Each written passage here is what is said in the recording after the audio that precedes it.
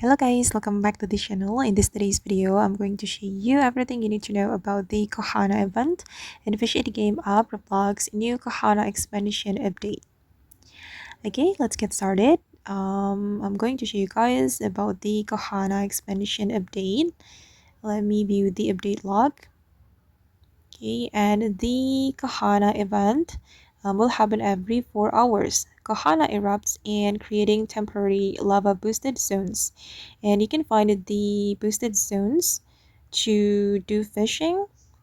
And the Kohana volcano has just erupted, and you can find the zone at the Kohana Island.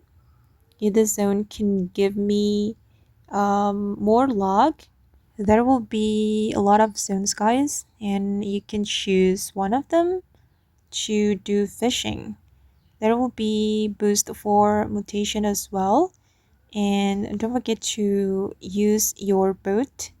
I'm going to spawn my boat, and I'm going to go to this zone, the log zone. All right, and we can do fishing. Yeah, just like that.